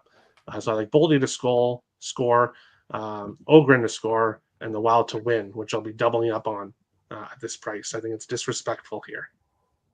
Yeah, it's gotten a little carried away. Even I must admit, it's gotten carried away at this point. And I like the Ogren look. I really like the Ogren look because, I like these situations where a player gets inserted into the lineup, especially in a top 6 forward role, and he's going to be on that second line with Eriksson and Hartman. So I like that opportunity to maybe take a shot with Liam Ogren to score here for Minnesota. Sean, what do you think here, Wild Predators? Not too much on this one. You guys went over a lot of it, obviously. But I think I'm going with Minnesota on this one. I don't like the value in Nashville, obviously, as you guys stated. And I do think it's a little disrespectful to Minnesota, especially when they do well against Nashville in Nashville, it seems like. I don't know how. I don't really want to. I was going to go with the under just because Minnesota's been under in their last few road games. Nashville, not a high-powered offense either, but I don't have a lot of confident picks in this one other than I'm going to take the money on Minnesota. There you go. All right, next up, we've got Vegas and Chicago. Golden Knights minus 260 road favorites, 6.5 the total. Finally lost one with the Chicago first period over streak. Obviously, it came to an end against Nashville on Thursday night with a 1-0 score after the first period for Nashville. It's still 11-1. To the over in the first period, though, for Chicago in the last 12 games. And like they said in the old Canadian television game show, Bumper Stumpers with Al Dubois, it shows you how old I am. You're not out until you lose 2. And that's the way I go with these streaks. You're not out until you lose 2 in a row. And so I'm back on the Blackhawks first period over for another night here. Vegas, Chicago, first period over, going to get in on that. Vegas in a bounce-back spot, but on a back-to-back after losing in Carolina last night. Rest advantage for Chicago. That being said, a lot of good teams, when they've been struggling, have used Chicago as a get-well elixir. And, that's I think Vegas probably does win this game, but there's no value, and I don't like the way they've started this road trip enough to want to take them in any form. So just the first period over probably for me in this one. Terry, what do you think here, Vegas, Chicago? Yeah, this is one I'm going to stay off of. No, I'm a little bit salty because I had Vegas yesterday, so I'm a little bit upset at them for no. You can't hold grudges in sports betting, or you won't go anywhere. So That's right. I'm kidding, but second night of a back-to-back, this should be a get-right spot against Chicago, as you said. The only play I could potentially look at would be Thomas Hertl. He's at a 0.5 of his last 6 games. He's really heating up right now. I'm not sure what his point prop is like. I'm assuming against Chicago, it's not going to be minus 145. Yeah, so I can't even play that. So priced out of this game, no plays for me. But Hertl, Dorofeyev have been playing well recently, so I'd look at those two. Yeah, I'd still look at Dorofeyev with what he's done. Bedard, back-to-back games with a goal, and he is, he's actually been all right even during the struggles, and he's played, I think, a pretty good stretch of hockey for the Blackhawks, which is good to see. It's the lack of support, we always say, that has been hurting Connor Bedard and this Blackhawks team. Sid, how about you here? Anything you like? Vegas, Chicago? Not much I like. It should be a bounce back for Vegas. I see no issue betting on Vegas to win the game for the value. Not like it. I don't like it enough, obviously.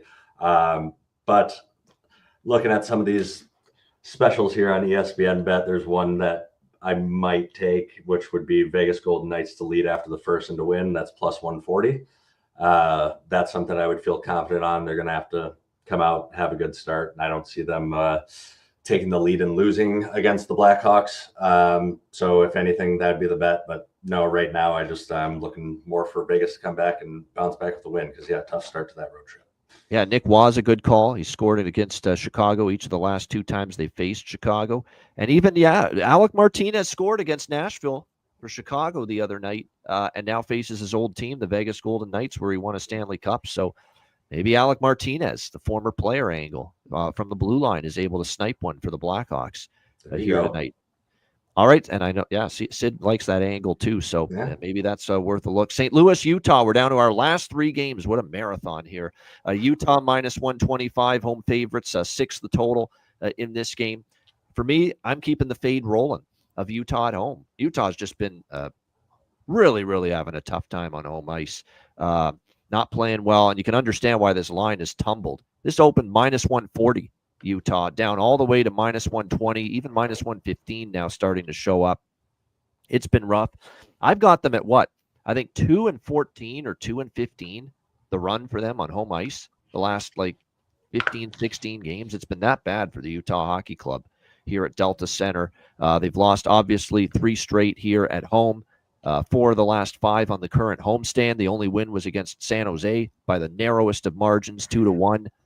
St. Louis has bounced back with back-to-back wins against Calgary. We'll see if they can keep it rolling here in Utah. But, Utah's just been really having a tough time, especially here at home, that I had no problem taking St. Louis on the money line at plus money. So Blues for me, and I think plus 105, he can still take him. I got plus 120. I still like it at plus 105. St. Louis for me here. Terry, what do you think? Blues and the Utah Hockey Club. Yeah, losing Dylan Guenther is just a massive blow. Massive blow to this Utah, who was already struggling, as Ian said, even before that injury. But you take Dylan Guenther out of this lineup, and that's just crippling for this Utah Hockey Club team. I couldn't back them here, especially at home, the way they played. Looking at player props, I don't have anything in this game, although if I was betting anything with Utah, it's that top line, Cooley, Keller, and Schmaltz that have been really producing. So I would look at them. Cam Fowler has an assist in 3 of 4 for the Blues. Cam Fowler has played well with the Blues since being traded from Anaheim. He's had a couple runs where he's got hot, but otherwise for the Blues, Shen and Kyrou have both been doing well also, but I'm just not getting involved in this game. Blues probably do win, so I'd look at the Blues here as a road dog, small road dog. Yeah, nothing wrong with that. Yeah, for goaltenders, by the way, we don't have goalies for Vegas, Chicago. I should point that out. It's Connor Ingram back, by the way, for Utah. There's a develop. I wasn't sure he'd be back tonight. He is. It's Connor Ingram. He has not played in a long time. He's been on IR for quite some. Actually, he returned. Actually, did play against the Islanders. It's a second start back because I remember he played against the Islanders. So Connor Ingram is second start since returning from that injury. We'll see how he fares. It's Binnington projected for St. Louis, but not confirmed yet. Yeah, Ingram played against the Islanders. Yeah, this is a second game back. Sean, what do you think here? St. Louis, Utah. Yeah, I mean, I just think it'd be silly to think Utah is going to win this game. So I would double down on St. Louis. Just how bad Utah's been at home. It's just that's something that cripples your confidence as a team. And I mean, you want to do everything to correct it, but I don't know. I haven't seen enough of what the environment's been like in Utah. I don't know what the crowd's like, if they're really behind the team right now, if they're really providing any juice. Doesn't seem like it. The players sure aren't playing like it. So yeah, I would double down on St. Louis at 105 in this game. I was thinking about doing the under. They're kind of opposite, where St. Louis goes over against teams that are struggling at home, and then it looks like the trend, obviously, for Utah is they went under in their last 5 games at home. Went under against a Central Division opponent. But at the same time, that's just a interesting statistic for you there. I just take St. Louis straight up in this game. All right, Edmonton, Vancouver. We've got the Oilers minus 170, road favorites, 6 the total in this game. God, hard to back Vancouver. That looked like rock bottom to me for them. The loss to LA. You got drubbed in Winnipeg. You come back home, you play the Kings. You're supposed to show something, and you're down 3-0 in the blink of an eye, and you lose 5-1. Not an easy team to back right now. It's not. No positive vibes. No team camaraderie right now. 1-6 in their last 7 games. For Edmonton, it's not a great spot. That's the one concern. You're off back-to-back, and very satisfying road wins. 5-3 against Minnesota, 4-3 against Colorado. Very good road wins. To come back and down 3-0 to Colorado and beat them on a back-to-back, that was very impressive. I am worried about a little bit of not a trap spot, but a letdown for Edmonton, just a little bit. I can't get there, though, with Vancouver. It's how bad things are right now. It feels like there's some bad vibes in the dressing room. We've heard about the Pettersson Miller riff for a while. Miller gets stapled to the bench by Tocchet, saying he needs to be engaged more than that. It seems like every time he steps on the ice, something bad happens. That's what Rick Tocchet said after the game against LA the other night about JT Miller, who's been one of his heart and soul players going back to the start of last year. So it's just not a good vibe right now going on with the Canucks. I can't back them, even at plus 150. I can't touch them. I think if you like Edmonton, take team total. They scored 7 in Vancouver earlier this year in November. They played the one previous regular season meeting, 7-3 Oilers here in Vancouver, and we are starting to see that Edmonton offense get rolling. 4 goals or more for the Oilers, 3 of their last 4 games. So if you like Edmonton, I'd say take the team total here, over 3.5 at plus money. Terry, and I probably will sprinkle on that, the Oilers team total. I definitely prefer that than laying minus 170. Terry, what do you think here, Edmonton, Vancouver? Yeah, Vancouver's in trouble right now. And you shouldn't be Saints if you're trying to trade JT Miller, which there's a lot of rumors about. That doesn't him help being his traded. trade value when you a quote like that. Something bad happens every Yeah, time. not the best thing Way to to help say out when you're Patrick trying to trade a guy. Alvin there. Yeah, the GM, yeah. Whenever he steps on the ice, something bad happens. I think a lot of teams are going to be rushing to go trade for him after hearing that. But no, the Canucks and Miller and Pettersson have tried to say that there's no issue, but it wasn't the same as when Brad Marchand came out and said there was no issue. You could tell that there's a huge difference between those two. So I can't look at Vancouver right now. The only consistent player for them is Quinn Hughes, who has a point in 6 of his last 8. That's it. You can't really count on anyone else in Vancouver right now. For the Oilers, Arvidsson, Podkolzin have both been doing well on that second line. I want to see if Draisaitl's going to. With the Oilers, they seem to change their lines all the time. It's kind of tough to tell here. Draisaitl finished the night with McDavid and Hyman, but started with Podkolzin and Arvidsson. So I don't know what's going on with the Oilers lines when it comes to trying to do a parlay of some kind. So I'm just going to stay off here. I agree, though. Oilers team total would be the way I'd go. I was taking the Oilers here in this one. Yeah, that would be the. By the way, Vancouver with 11 goals allowed in their last two games. Even Thatcher Demko wasn't great against LA. He's got to step his game up too in net, and he didn't have one of his good games. And look, pressure's on. I think they're going to go back to Demko tonight, but when Lankinen's played as well as he has this year, you have to wonder, if Lankinen's going to get more time, if they're not able to win more games with Thatcher in net. What do you think here in this one, Sean? Oilers Canucks? Yeah, I'd like your over 3.5 for the Oilers. They seem to put up goals in Vancouver. I mean, if I remember right, their last game, there's 7-3 earlier this year. Obviously, the turmoil at Vancouver, I can't, still flabbergasted by that quote. I would hate to be JT Miller right now. Don't know if you could say no one more. said that about you in your career, have they? Not to the media, at least.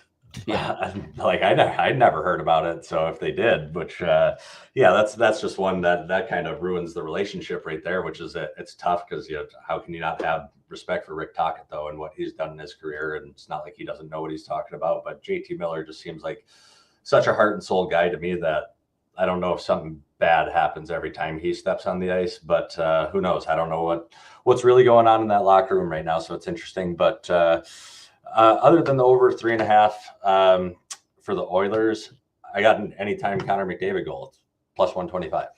I mean, is anyone laying off that? Not me, at least. I know he's not leading the team in scoring this year, but plus 125 anytime McDavid goal, I will take that every day.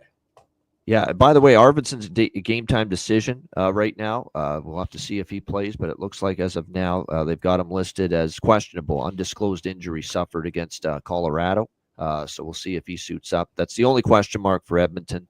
But again, game time decision hasn't been ruled out yet, though, for the Oilers. All right, we've reached our final game of this huge, massive Saturday slate. LA and Seattle to wrap things up. LA Kings minus 150. Road favorites. The total here sitting at looks like 5.5, shaded to the under here in this game. You look at it. This is an interesting spot. LA is the better team. Seattle's back home off a pretty lengthy road trip. It's worth noting. So this is not a bet on spot for the Kraken, but LA is wrapping up their road trip tonight in Seattle, coming off the 5-1 win in Vancouver. If they win tonight, they have a winning road trip. They're 2-2 on the road trip so far. Maybe there's an onus to make it a winning road trip. It's a lean to the Kings. I mean, it's Kings or pass for me. It's a tough spot for Seattle, right? They're off the 5-game road trip. A lot of those games were Columbus, Buffalo, Detroit, Pittsburgh, East Coast, then to Winnipeg. Now you're back home. Tough spot. LA, I would lean in their direction. Do I want to lay minus 150? No. The only thing I've got is I'll look at a small over by Fecta here. I could see Seattle playing sloppy off the road. Seattle's been trending to the first period over. Finally got snapped the 8-game over first period over streak for Seattle the other night against Winnipeg, but still 8-1 to the first period over in their last 9 games, Seattle. So I will go with the first period over with the Kings and Kraken. And probably a little bit less on the full game over. I like the first period more. Terry, what do you think? Final game, Kings Kraken. Yeah, this one's a pass. I hate to pass the last few games, but the Kings recently, their 5-1 win in their last game, but 1-0, 2-1, 2-1, 2-1, 3-0. That's just not a team I want to get involved with props. Kempe has been the hot player, though, goals in 5 of 7 during that streak. And with Seattle, they don't have that star line. Like, they don't have that top line that you can count on. Seattle, they get their offense all throughout the lineup. So they're a tough team when it comes to player props. I've gotten nothing here in this one. Nothing. Nothing wrong with that on a huge card and to pass on a certain game. And what I'm thinking about LA is, the nice job they've done because I wasn't sold on LA. I wasn't sure LA was going to be a playoff team coming into this season. I thought they would take a step back, but the goaltending from Kemper and Riddick's been good enough. Kempe's had an incredible year. Kopitar still has so much in the tank. He's had a terrific season. They're getting some production and punch from their depth guys. All of their blue liners have improved. You talk about how, John Massey, our great friend of the show, one of our best viewers and listeners, big Ranger fan, talking about how all the blue liners on the Rangers have regressed. Seems like everyone's improved for the Kings on their blue line this year. Mikey Anderson's gotten better. Brant Clark is going to be great. Jordan Spence has had a good year on the blue line. A lot of their blue liners have gotten better, and that's development. That's coaching. And you got to give the Kings credit for developing a lot of their defensemen this season. They've played very well for them. What do you think here in this one? Final game, Sid, LA, Seattle. Yeah, unfortunately, don't like to pass on the last game, but I don't have much in this one. I haven't got to watch a lot of those teams, or a couple of those, or these teams, sorry, this year, just being the West Coast teams. Late night matchups, haven't caught a lot of those, so I'm not too up to date on them. I could just go based off the trends, but I don't want to do that without watching them. So be interesting, but like you, though, I did not see the Kings being a playoff team to start this year. It's kind of amazing what they're pulling off too, especially out on the West Coast. Some good teams there, and I'll be looking forward to see what they do the rest of the way. But yeah, as far as this game, not sure. I mean, I would most likely be on the over-under with these guys usually. Just with Seattle, a lot of their games been going over. But yeah, I'm not going to touch this one. All right, nothing wrong with that. That is a wrap for the Saturday slate. Huge slate, huge show. 15 games. We will go through every single one of them. We hope you enjoyed it. Hit the like button. Shout out to everyone in the chat. Sean Sedlowski, a great job. His very first appearance here on the Ice Guys show, and looking forward to having him back throughout the course of the season. Get ready, Sean. We've got bargain bin special of the night and best bet to come to wrap up the show. So get those ready. And a reminder, make sure you sign up at patreon.com/Ice Guys. Just $10 per month. Goalie charts, totals charts, our daily betting card, sides, totals, player props posted each and every day on the Patreon page, and our live betcasts coming up. We have another Patreon exclusive Ice Guys live betcast Tuesday, January 28th, 7 p.m. Eastern. And of course, this Tuesday, it's our free-for-all open to the public. You don't have to be a Patreon member this Tuesday to join us on our Ice Guys live betcast, where we watch the games, crack some beers, live bets. A lot of fun with the live betcasts. Tuesday night, we've got our free-for-all, and then another Patreon exclusive for members only on the Patreon page on January 28th. So to take part in the Patreon betcast January 28th and all of them moving forward, you must be a Patreon member. So sign up, $10 per month. And again, your subscription goes a long way to supporting the show and keeping us going. $10 per month, patreon.com/Ice Guys. And check out the Ice Guys store. Get your gear and your merch over at iceguys.myspreadshop.com. Bargain bin special of the night, best bets coming up in just a moment, right after we hear from our great Ice Guys sponsors.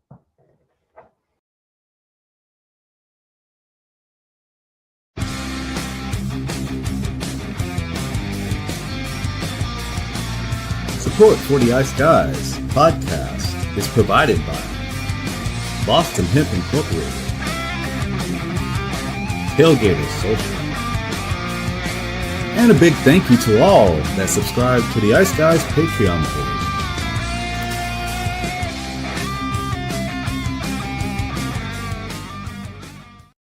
Everyone loves a perfect pair. Bacon and eggs. Thunder and lightning. Mario and Luigi. A hot dog with fries. Ian and Alex B. That's right. Everyone loves a perfect pair. So why not pair up your game nights with Boston Hemp? From exotic flower to concentrates and edible products. You'd be hard-pressed to find a better pairing than Boston Hemp and hockey. Check them out today at bostonhempinc.com. That's bostonhempinc.com. Boston Hemp Incorporated, the official smoke sponsor of the Ice Guys.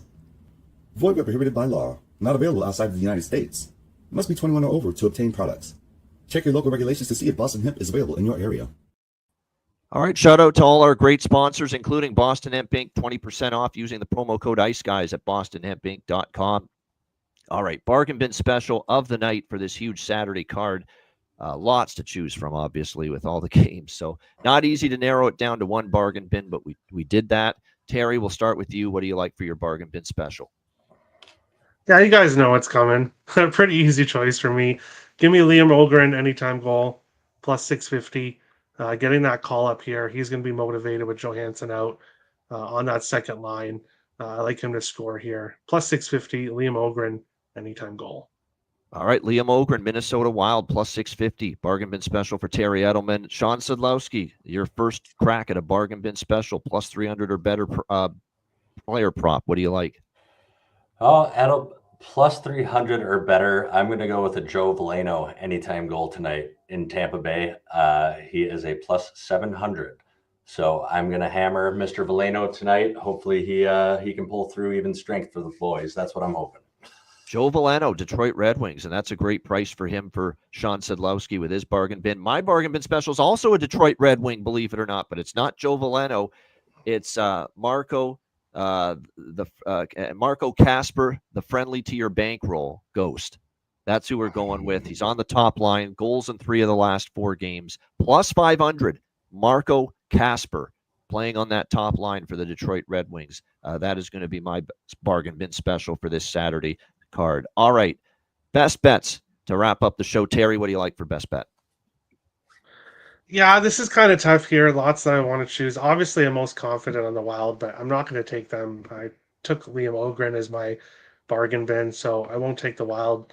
I'm going to go with a same game parlay with Lucas Raymond and Dylan Larkin, both to get a point, plus 130, both having got a point in 9 of their last 10 games. For people that can't bet same game parlays, my backup would be Red Wings money line.